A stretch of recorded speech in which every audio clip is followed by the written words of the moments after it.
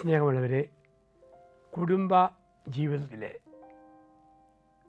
ബലപ്പെടുത്തുന്ന ചില ഘടകങ്ങളിൽ നമ്മൾ ചിന്തിക്കുക. അതിൽ ഒന്നാണ് സുരക്ഷിതത്വം. എന്താ സുരക്ഷിതത്വം? ഭർത്താവിന് തോന്നണം എൻ്റെ വീടും മക്കളും കുടുംബവും എൻ്റെ ഭാര്യയുടെ കരങ്ങളിൽ സുരക്ഷിതമാണ്. ഭാര്യയ്ക്ക് തോന്നണം എൻ്റെയും മക്കളുടെയും ജീവിതം ഭർത്താവിൻ്റെ കരങ്ങളിൽ സുരക്ഷിതമാണ്, വീട് സുരക്ഷിതമാണ്. സുരക്ഷിതത്വം നഷ്ടപ്പെടുന്ന വാക്കു പറയല്ലേ. ചീട്ട് കളിച്ച് സമയം കളയുന്ന ഭർത്താവ് നഷ്ടപ്പെടുന്നത് ഭാര്യയുടെ സുരക്ഷിതത്വ ബോധമാണ്. കുടിക്കുന്നവൻ, വലിക്കുന്നവൻ, മയക്കുമരുന്ന് ഉപയോഗിക്കുന്നവൻ നഷ്ടപ്പെടുത്തുന്നത് ഈ സുരക്ഷിതത്വ ബോധമാണ്. അപ്പോൾ കുടുംബത്തിൽ സുരക്ഷിതത്വം വേണം. അങ്ങനെയുള്ള വാക്കുകളെ പറയാവൂ. അങ്ങനെയുള്ള വാക്കുകൾ ഭാര്യയോട് പറയുകയാണ്, എൻ്റെ ഏടി അയൽവക്കത്തെ സൂസി 3 പ്രസവിച്ചിട്ടും ദേഹത്ത് നല്ല തുടുപ്പ്, കാണാൻ നല്ല പകിട്ട്, പക്ഷേ നീ 2 പറ്റപ്പം നിൻ്റെ ആഫീസ് പൂട്ടിപ്പോയല്ലോടി. അങ്ങനെ പറയുമ്പോൾ സ്ത്രീക്ക് നഷ്ടപ്പെടുന്നത് സുരക്ഷിതത്വ ബോധമാണ്. മറ്റ് സ്ത്രീകളെക്കുറിച്ച് പൊക്കി പറയുമ്പോൾ ഇവർക്ക് നഷ്ടപ്പെടുന്നത് സുരക്ഷിതത്വ ബോധമാണ്.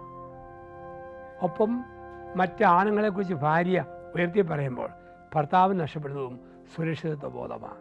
അപ്പോൾ സുരക്ഷിതത്വ ബോധം കൊടുക്കണം. സുരക്ഷിതത്വ ബോധം കൊടുത്താൽ ഭാര്യയ്ക്ക് ഒരിക്കലും സ്വന്തം വീട്ടിലേക്ക് പോകാൻ തോന്നിയല്ല, കെട്ടിയവനോടുകൂടി ആ വീട്ടിൽ താമസിക്കും. സുരക്ഷിതത്വ ബോധമുള്ള ഭർത്താവിന് ചുമ്മാ കള്ളും കുടിച്ച് ബാലിലും കയറി ഉഴപ്പി നടക്കാൻ തോന്നിയല്ല, ജോലി കഴിഞ്ഞാൽ പെട്ടെന്ന് വീട്ടിൽ വരാൻ തോന്നും. ഒരു സെക്യൂരിറ്റി ഫീലിംഗ് അത് കൊടുക്കാൻ പഠിക്കണം. അത് ഭർത്താവ് ഭാര്യയ്ക്കും കൊടുക്കണം, ഭാര്യ ഭർത്താവിന് കൊടുക്കണം, പേരൻസ് മക്കൾക്ക് കൊടുക്കണം, പ്രായമായ മാതാപിതാക്കൾക്ക് കുഞ്ഞുങ്ങളും ഈ സുരക്ഷിതത്വ ബോധം കൊടുക്കാൻ പഠിക്കണം.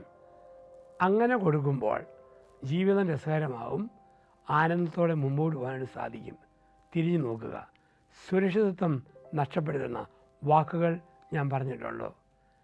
അതിൻ്റെ പ്രധാനം ഇടം കൊടുക്കുക എന്നുള്ളതാണ്. ഒരു ഇടം ഭാര്യയ്ക്ക് തോന്നണം, എൻ്റെ ഭർത്താവിൻ്റെ വീട്ടിൽ എനിക്കൊരു സ്പേസ് ഉണ്ട്, ഇടമുണ്ട്. ഭർത്താവിന് തോന്നണം, എൻ്റെ ഭാര്യ വീട്ടിലും എൻ്റെ ഭാര്യയുടെ മനസ്സിലും എനിക്കൊരു ഇടമുണ്ട്. ഇടം നഷ്ടപ്പെടുമ്പോൾ സെക്യൂരിറ്റി നഷ്ടപ്പെടും. ഇടം കൊടുക്കുമ്പോൾ സെക്യൂരിറ്റിയും അത് ബലമായിട്ട് ശക്തമായിട്ട് തോന്നാൻ തോന്നും. അപ്പോൾ ഈ സുരക്ഷിത ബോധത്തിൽ നിന്ന് ഉരുത്തിരിഞ്ഞ ഒന്നാണ് സംതൃപ്തി, തൃപ്തി. തൃപ്തിയുള്ള ഭാര്യയെ കണ്ടാൽ മുഖം കാണുമ്പോൾ അറിയാം. തൃപ്തിയുള്ള ഭർത്താവിൻ്റെയും മുഖഭാവം കാണുമ്പോൾ അറിയാം. മുഖത്തൊരു പ്രസരിപ്പുണ്ട്, ഒരു സന്തോഷമുണ്ട്, സംതൃപ്തി ഉണ്ടാകണം. അതുണ്ടാകണമെങ്കിലോ ഓരോ രാത്രിയും കിടക്കാൻ പോകുന്നതിന് മുമ്പ് അന്നുണ്ടായ മുറിവുകൾ, ഇഷ്ടക്കേടുകൾ ഭാര്യ ഭർത്താവിനെ പറഞ്ഞു കേൾപ്പിക്കണം. അവനുണ്ടായ മുറിവുകൾ, നൊമ്പരങ്ങൾ ഭർത്താവ് ഭാര്യയോടും പറഞ്ഞു കേൾപ്പിക്കണം. അവിടെ ഒരു സംതൃപ്തി വരിക. നമ്മൾ പറഞ്ഞു തീർക്കാതെ വെച്ചുകൊണ്ടിരുന്നോ 2 കാര്യം നഷ്ടപ്പെടും, സുരക്ഷിതത്വവും സംതൃപ്തിയും. അങ്ങനെയുള്ള മനുഷ്യരുടെ മുഖം കാണുമ്പോൾ അറിയാം, വാട്ടം. ഉൽപ്പത്തി ദൈവം ചോദിക്കുന്നു, നിൻ്റെ മുഖം എന്തേ വാടിയിരിക്കുന്നു? മുഖം എന്തേ വാടിയിരിക്കുന്നു? സുരക്ഷിതത്വവും സംതൃപ്തിയുണ്ടോ? വാട്ടമില്ല. ഉള്ളെങ്ങനെയാണോ മുഖം അങ്ങനെയാണ്. മുഖം മനസ്സിൻ്റെ കണ്ണാടിയല്ലേ. ഉള്ളിൽ കോപമാണെങ്കിൽ മുഖം ഇരുണ്ടിരിക്കും. ഉള്ളിൽ നിരാശയാണെങ്കിൽ മുഖം വരണ്ടിരിക്കും.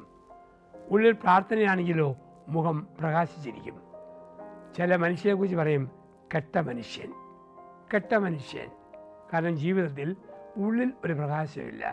അപ്പോൾ ആ ഒരു സംതൃപ്തിയും സുരക്ഷിതത്വവും കുടുംബത്തിൽ കൊടുക്കാനായിട്ട് നമുക്ക് സാധിക്കണം.